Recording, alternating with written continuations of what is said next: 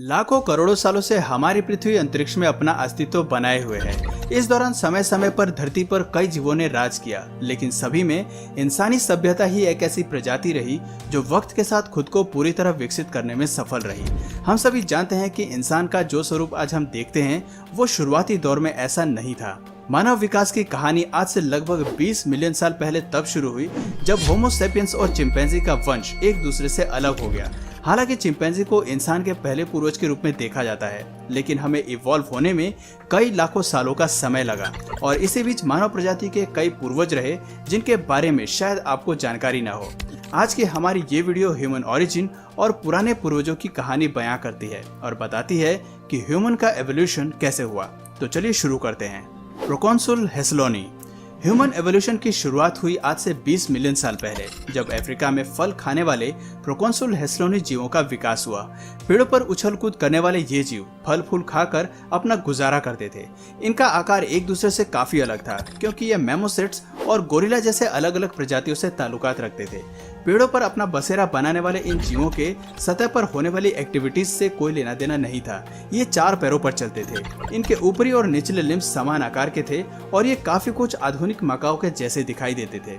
प्रोकॉन्सल्स के ज्यादातर फॉसिल्स हमें ईस्ट अफ्रीका में मिलते हैं, जिससे हमें इनकी शारीरिक बनावट का पता चलता है। फॉसिल्स बताते हैं कि इस जीव का ब्रेन काफी छोटा और साधारण था, साथ ही साथ इनके दांत भी काफी छोटे थे, जिसका मतलब है कि पुराने समय में प्रोकॉन्सल्स जरा भी एग्रेसिव नहीं रहे होंगे। खैर, ये तो पृथ्वी पर इस जीव की शुरुआत थी। रिसर्च बताती है कि 10 मिलियन साल में पृथ्वी के तापमान में आई गिरावट ने अफ्रीका के जंगलों को प्रभावित किया होगा, जिसके चलते इन निवासियों को पेड़ से उतरकर जमीन पर अपना बसेरा बनाना पड़ा होगा। इसके लिए प्रोकॉन्सल्स ने 2 पैरों पर चलने की शुरुआत की होगी, जिससे हमारे पूर्वज आर्डिपिथेकस रेमिडिस इवॉल्व हुए होंगे। आर्डिपिथेकस रेमिडिस। हालांकि हमारे पूर्वज प्रोकॉन्सल्स से आर्थिपिडिकस में इवॉल्व होने में सफल रहे। वो 2 पैरों पर चलने में कामयाब रहे, लेकिन इनके फीचर्स में ज्यादा बदलाव नहीं आया। इस जीव के पैर अभी भी पहले जैसे ही थे, लेकिन स्पेशल आर्क्स में आए जरूरी बदलाव के चलते अब ये 2 पैरों पर चलने लगे थे। हाँ, ये बात अलग है कि आर्थिपिडिकस की चाल इंसानों से काफी अलग थी। फॉसिल्स बताते हैं कि इस जीव के हाथ घुटने तक थे और उंगलियां आधी इंसान और आधी एप से मेल खाती थी। 2 पैरों पर चलने के बाद भी इन्होंने अपने पेड़ के बसेरों को छोड़ना नहीं चाहा, इसलिए ये 2 हाथ के इस्तेमाल से पेड़ पर चढ़ते रहे होंगे। आर्डिपिथेकस काफी कुछ इंसान और एप के बीच का क्रॉस था, क्योंकि इसके आधे फीचर्स इंसानों से मेल खाते थे जबकि बाकी फीचर्स एप से। लेकिन ये जीव भी इवॉल्व हुए जैसे जैसे अफ्रीका में पेड़ों की मात्रा कम हुई और सवाना का विकास हुआ। एक नई प्रजाति ने अफ्रीका के जंगलों में दस्तक दी। इस नई स्पीशीज को ऑस्ट्रालोपिथेकस फ्रांसिस के नाम से जाना गया। ऑस्ट्रालोपिथेकस जल्द ही अपने नए घर पर रहने के लिए विकसित हो गए। इनकी चाल इंसानों से काफी ज्यादा मिलती जुलती थी। ये जानवर झुंड में रहना जान गए। कई किलोमीटर चलने में भी इन्हें महारत हासिल हो गई। और जहाँ तक भोजन की बात है तो ये जीव सब कुछ खाना और पचाना भी जान गए। ऑस्ट्रालोपिथेकस बड़ी आसानी से ग्रुप्स फॉर्म करना सीख गए ताकि मुसीबत के समय में वो एक दूसरे की जान बचा सके। इसके अलावा इन जीवों में सभी चीजों को जानने और समझने की नई जिज्ञासा का विकास हुआ। फॉसिल्स बताते हैं कि इस जीव के मस्तिष्क का ढांचा एप्स जैसा ही था।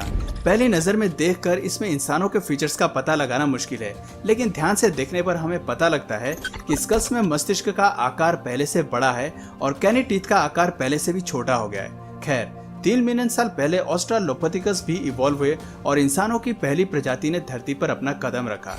इस प्रजाति को वैज्ञानिकों ने होमो हैबिलिस का नाम दिया। Homo habilis. इंसान की इस पहली प्रजाति में हमारे रूबिकन साइज दिमाग का विकास हुआ और वजन 700 ग्राम तक पहुंच गया। हमारे जीनस से ताल्लुकात रखने वाले होमो हैबिलिस पहले हैंडीमैन थे जो हाथ का इस्तेमाल समझ चुके थे। ये धरती पर पहली प्रजाति हुई जिन्होंने हाथ के इस्तेमाल से पत्थर बनाया और यही वजह रही कि होमो हैबिलिस को हैंडीमैन की उपाधि दी गई। इस जीव ने पत्थरों से बनाए हथियार का इस्तेमाल शिकार करने के लिए और बाकी जानवरों से खुद को रक्षा करने के लिए किया।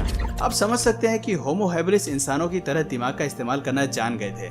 हालांकि अभी तक इनकी सोच का दायरा काफी सीमित था, लेकिन एक बात तो माननी पड़ेगी कि हमारे ये पूर्वज पहले से काफी विकसित थे। पेड़ का जीवन भले ही काफी आरामदायक था, लेकिन ट्रैवलिंग एंड एक्सप्लोरेशन इंसानों के लिए आकर्षण का केंद्र था। शायद इसी भावना से होमो हैबिलिस केवल सवाना के क्षेत्रों तक सीमित नहीं रहे और आगे बढ़ते गए।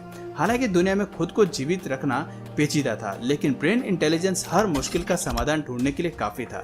इंसान की पहली प्रजाति को बचाने में सबसे बड़ा हाथ ताकत और गुस्से का नहीं, बल्कि इंटेलिजेंस का रहा। हालांकि होमो हैबिलिस के स्कल्स की बनावट काफी कुछ ऑस्ट्रालोपिथेकस से मेल खाती थी, लेकिन दिमागी हिस्सा इंसानों की तरफ विकसित हो रहा था और चेहरे का आकार छोटा हो गया था।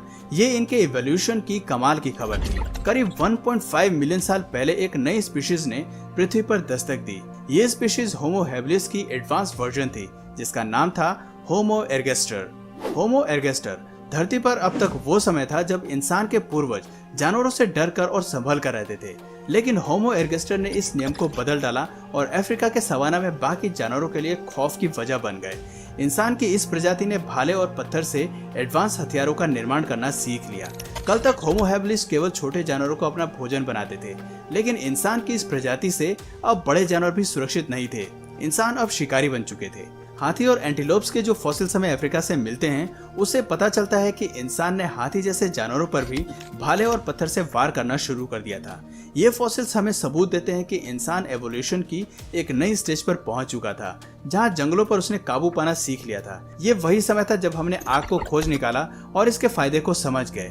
ईस्ट अफ्रीका से मिले होमो एर्गेस्टर के फॉसिल हमें बताते हैं कि इनके दिमाग का आकार आधुनिक इंसान से 2 गुना छोटा था और जबड़े का साइज काफी बड़ा था। इसके अलावा इनके शरीर की बनावट बिल्कुल आधुनिक इंसान की तरह ही थी। आकार और लंबाई भी समान थी, कोई अंतर था तो केवल दिमागी रूप से। होमो एर्गेस्टर धीरे धीरे पूरे अफ्रीका में फैल गए और ये पहली प्रजाति रही जिसने दूसरे द्वीप पर भी अपने कदम जमाए। पूरी पृथ्वी पर अपनी तादाद को फैलाने के बाद अब बारी थी पृथ्वी को कॉलोनाइज करने की, जो हमारे एवोल्यूशन के सबसे जरूरी और आखिरी स्टेज थी। हालांकि इस स्टेज को पाना इतना भी आसान नहीं था। धरती पर जीवन कई कठिनाइयों से भरा पड़ा था, लेकिन हमारे एवोल्यूशन की दूसरी प्रजाति इसे अंजाम देने में काबिल थी। हम बात कर रहे हैं होमो हेडेलबर्गेनेसिस की। होमो हेडेलबर्गेनेसिस धरती पर पहले प्री हिस्टोरिक इंसान थे जिनके दिमाग का आकार और वजन बिल्कुल आधुनिक इंसान के बराबर था। हालांकि उनकी आंखें, चेहरे और जबड़े आज भी बड़े थे, लेकिन इस स्टेज तक इंसान कई मायनों में विकसित हो चुका था। इस आखिरी चरण में होमो हेडेलबर्गेनेसिस घर बनाना जान गए थे और वो मृत लोगों को दफनाने लगे थे और कला की वस्तुओं का निर्माण भी करने लगे थे। आप ये समझ लीजिए कि धरती को कॉलोनाइज करने की शुरुआत हो चुकी थी। यहाँ तक पहुँचने के लिए इंसान ने एवोल्यूशन के मुश्किल भरे रास्ते का सफर किया। होमो हेडेलबर्गेनेसिस तक पहुँचने से पहले इंसान की 20 प्रजातियों ने एवोल्यूशन पर काम किया। वक्त के साथ ये सभी प्रजातियां धरती से गायब हो गई और जो बची थी वो होमो सेपियंस यानी कि आधुनिक मानव थे। होमो सेपियंस कई मिलियन साल से एवोल्यूशन के बाद धरती पर जन्म लेने वाले होमो सेपियंस ने एक्सप्लोरेशन और कॉलोनाइजेशन के एक नए सफर की शुरुआत की, जिसके बारे में हमारे पूर्वजों ने कभी नहीं सोचा। इंसान हाईली इंटेलिजेंट प्राइमेट के रूप में सामने आए और धरती पर सबसे डोमिनेंट स्पीशीज बन गए। आज ये एकमात्र ऐसी प्रजाति है जिसने पूरे पृथ्वी को कॉलोनाइज करने के आखिरी चरण को भी पार किया है। अब वो अंतरिक्ष के दूसरे ग्रहों पर अपनी नजर गड़ाए है।